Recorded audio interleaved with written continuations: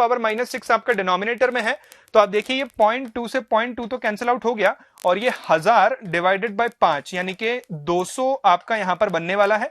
और आपको यहां पर रेशियो पूछा गया था क्वालिटी फैक्टर और आपके बैंडविड्थ का, तो क्वालिटी फैक्टर की वैल्यू तो 200 आ गई और बैंडविड्थ की वैल्यू आपने यहां पर कितनी निकाली थी 25, तो रेशियो आपका जो है दोनों का कितना आ जाएगा 200 डिवाइडेड बाय 25, यानी कि आंसर आपका यहां पर क्या होगा 8 आपका यहां पर करेक्ट आंसर रहने वाला है इस पर्टिकुलर क्वेश्चन का।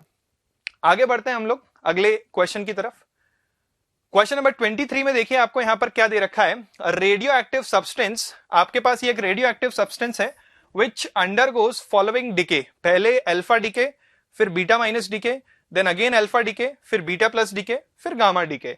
तो यहां पर आपके पास प्रोडक्ट जो है वो आपसे पूछा जा रहा है, तो मास कंजर्वेशन और चार्ज कंजर्वेशन से आप डायरेक्टली यहां पर कैलकुलेट कर सकते हैं। आप सोच करके देखिए ये हो जाएगा आपका 2He4, फिर उसके बाद ये -1E0, फिर उसके बाद ये अगेन 2He4, फिर उसके बाद ये +1E0।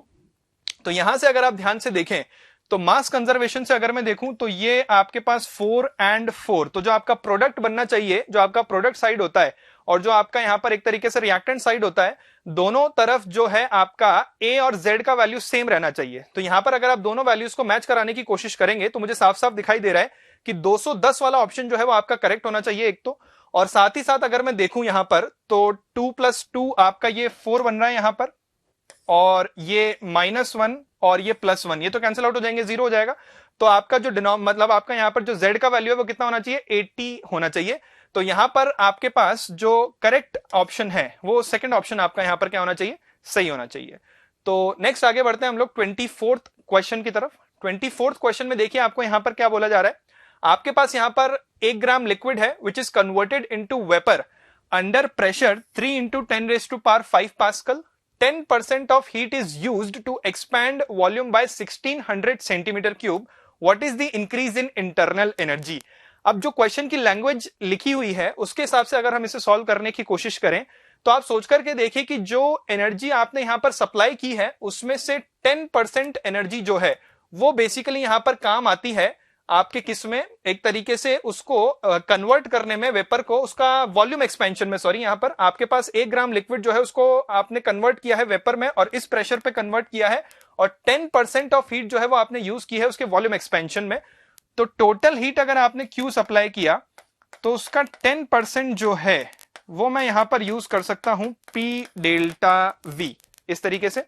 प्रेशर आपको दे रखा है यहां पर 3 × 10⁵, और वॉल्यूम आपको यहां पर गिवन है 1600 सेंटीमीटर क्यूब, यानी कि 1600 × 10⁻⁻⁶। तो इसको अगर हम सिंप्लीफाई करके देखें तो ये आपका हो जाएगा 0.1 Q इज इक्वल टू, इसको अगर आप देखेंगे तो ये हो जाएगा आपका 480 के लगभग, मेरे ख्याल से निकल करके आपका आना चाहिए। ये देखिए 10⁵ है, ये आपके पास 10⁻² यानी कि 10⁻7 हो गया, और ये 10⁻⁻6 है आपके पास, यानी कि यहाँ पे 10⁻1 बचेगा। तो ये 480 निकल करके आ गया, मतलब कि Q जो है वो आपके पास 4800 जूल निकल करके आएगा। अब इसके बाद आप आगे पढ़िए कि what is the increase in internal energy. तो 10% ऑफ Q तो आपने इसमें यूज कर लिया। अब उसके बाद बचा कितना, 90%, तो वो इंटरनल एनर्जी को इंक्रीज करने में काम आना चाहिए। तो आप यहां पर 0.9 टाइम्स ऑफ Q निकालेंगे, यानी कि 0.9 मल्टीप्लाइड बाय 4800 जब आप निकालेंगे ना तो आपको यहां पर आंसर मिलेगा 4320। तो ये आपका यहां पर ऑप्शन नंबर सेकंड जो है वो करेक्ट आंसर होना चाहिए। चलिए आगे बढ़ते हैं हम लोग क्वेश्चन नंबर 25 की तरफ। ये आपका स्टेटमेंट पर बेस्ड क्वेश्चन है, आपको बेसिक थ्योरी पर बेस्ड क्वेश्चन है। आपने अगर यहां पर फोटो इलेक्ट्रिक इफेक्ट पढ़ा है तो आपको ये सारी चीजें यहां पर पता होंगी। तो देखिए आपको इसमें से करेक्ट स्टेटमेंट्स के अकॉर्डिंग ये 4 ऑप्शन है, इसमें से करेक्ट आपको जो सूटेबल ऑप्शन है वो चूज करना था। तो पहला ऑप्शन अगर हम लोग, या पहला स्टेटमेंट अगर हम लोग पढ़ें, photo electric effect is explained by wave theory, बिल्कुल गलत स्टेटमेंट है। पार्टिकल नेचर से फोटो इलेक्ट्रिक इफेक्ट को जो है वो यहां पर कंप्लीटली एक्सप्लेन किया जाता है। वेव थ्योरी से कुछ बातें जो है वो फोटो इलेक्ट्रिक इफेक्ट की एक्सप्लेन नहीं की जा सकती। तो ये आपका गलत स्टेटमेंट हो गया। सेकंड स्टेटमेंट आपको यहां पर दे रखा है कि स्टॉपिंग पोटेंशियल में डिपेंड ऑन वर्क फंक्शन। अब स्टॉपिंग पोटेंशियल जो है बेसिकली वो आपका maximum kinetic energy of electron पर डिपेंड करता है, वर्क फंक्शन तो आपके मटेरियल की प्रॉपर्टी होती है। तो ये स्टेटमेंट भी आपका यहां पर गलत होगा। इंसिडेंट होने वाले फोटोन की अगर आप एनर्जी बढ़ाएंगे, पर्टिकुलर एक मटेरियल पर अगर आप उसको इंसिडेंट करवा रहे हैं फोटोन को, तो वहां से निकलने वाला जो आपका फोटो इलेक्ट्रॉन है उसकी मैक्सिमम काइनेटिक एनर्जी सीधा सीधा डिपेंड कर रही है आपके किस पर, इंसिडेंट होने वाले फोटोन की एनर्जी पर। जितना इंसिडेंट होने वाले फोटोन की एनर्जी ज्यादा होगी उतना ही निकलने वाले इलेक्ट्रॉन की मैक्सिमम काइनेटिक एनर्जी ज्यादा होगी, तो वो उस पर डिपेंडेंट है। वर्क फंक्शन तो आपका मटेरियल का प्रॉपर्टी है। तीसरा स्टेटमेंट अगर हम लोग यहां पर देखें, if intensity of light increases then photo electric current also increases. अब यहां पर आपको यह मानकर के चलना है कि आपने फ्रीक्वेंसी को कांस्टेंट रखा है, मतलब कि एक सिंगल फोटोन का एनर्जी जो है वो तो आपका फिक्स्ड है। अब इंसिडेंट होने वाले आपका जो रेडिएशन है उसका इंटेंसिटी को आप बढ़ा रहे हैं। इंटेंसिटी बेसिकली क्या होता है, आपका energy per unit time per unit area. तो आप सोच करके देखिए, आपने per unit time per unit area में फॉल होने वाली एनर्जी को बढ़ा दिया, और साथ ही साथ आपने ये भी यहां पर अजम्पशन लिया है कि एक फोटोन की एनर्जी तो कांस्टेंट है, मतलब आपने नंबर ऑफ फोटॉन्स बढ़ाए होंगे। अगर एनर्जी बढ़ाई है आपने, नंबर ऑफ फोटॉन्स अगर आप बढ़ाएंगे तो निकलने वाले इलेक्ट्रॉन्स का नंबर भी बढ़ेगा, और निकलने वाले इलेक्ट्रॉन्स का नंबर अगर बढ़ेगा तो ऑब्वियस सी बात है आपका फोटो इलेक्ट्रिक करंट भी क्या करता है, यहां पर इंक्रीज करता है। तो सी जो है वो आपका ट्रू स्टेटमेंट है। और लास्ट स्टेटमेंट अगर हम लोग यहां पर देखें, if intensity of light increases then maximum kinetic energy of photo electrons increases. अब आप सोच करके देखिए, अगर आपने इंटेंसिटी बढ़ा दी लेकिन आपने फ्रीक्वेंसी सेम रखी है, ये अजम्पशन हम लोग यहां पर ले रहे हैं, तो फ्रीक्वेंसी अगर आपने सेम रखी है मतलब कि आप सोच करके देखिए जो इंसिडेंट होने वाले फोटोन का एनर्जी है उसको अगर मैं एच न्यू कहूं तो ये बराबर होता है आपका work function plus kinetic energy maximum. तो वर्क फंक्शन तो आपके मटेरियल का प्रॉपर्टी है, वो तो आप जो मटेरियल चूज किए हो उसका ऑब्वियस सी बात है आपको पता होगा। अब आप सोच करके देखिए कि आपने इंटेंसिटी बढ़ाई है लेकिन आपने फ्रीक्वेंसी को तो सेम रखा है।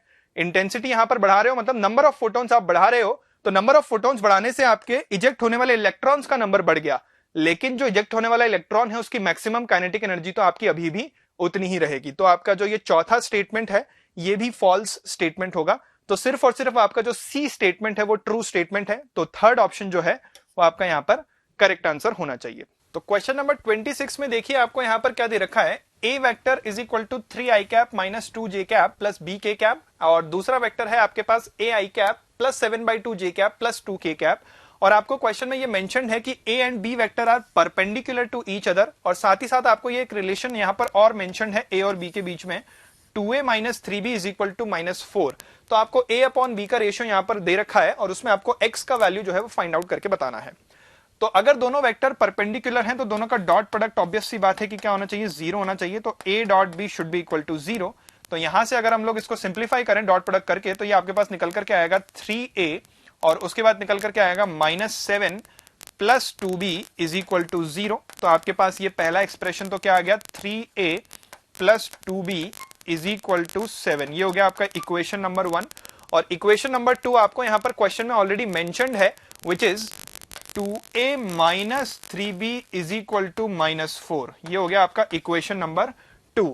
आप यहां पर क्या कीजिए कि ऊपर वाले एक्सप्रेशन को तो 2 से मल्टीप्लाई करिए, नीचे वाले एक्सप्रेशन को 3 से मल्टीप्लाई करिए। तो 2 से अगर हम लोग मल्टीप्लाई करें ऊपर वाले इक्वेशन को तो वो हो जाएगा आपका 6a plus 4b is equal to 14, और नीचे वाले इक्वेशन को 3 से मल्टीप्लाई करें तो वो हो जाएगा आपके पास 6a minus 9b is equal to -12। अब अगर हम लोग इन दोनों को सब्ट्रैक्ट कर दें तो आप देखें यहां पर अपने को क्या मिलता है, ये आपका a वाला टर्म कैंसिल आउट हो गया, ये 9 प्लस 4 13b आपका बना, और जो RHS है उसमें आपका बनेगा 26। तो b का वैल्यू आपके पास यहां पर 2 निकल करके आ गया। और अगर b का वैल्यू आपके पास यहां पर 2 निकल करके आया, जो कि मैं यहां पर अगर सेकंड एक्सप्रेशन में रिप्लेस कर दूं तो वो आपके पास हो जाएगा 2a minus 3 into 2 is equal to -4। तो 2a इज इक्वल टू आप देख सकते हैं यहां पर आपके पास निकल करके आएगा 6 माइनस 4 यानी कि 2, यानी कि a इज इक्वल टू 1 आ गया। तो a का वैल्यू तो आपका 1 है और b का वैल्यू आपके पास यहां पर कितना है, 2 है। तो a अपॉन b जो है वो ऑब्वियस सी बात है आपका कितना आ गया, 1/2, और ये आपको यहां पर 2 तो डिनोमिनेटर में दे ही रखा है, तो x का वैल्यू कितना हो जाएगा आपका यहां पर 1 हो जाएगा। तो आपका इस पर्टिकुलर क्वेश्चन का आंसर कितना रहने वाला है, 1 रहने वाला है।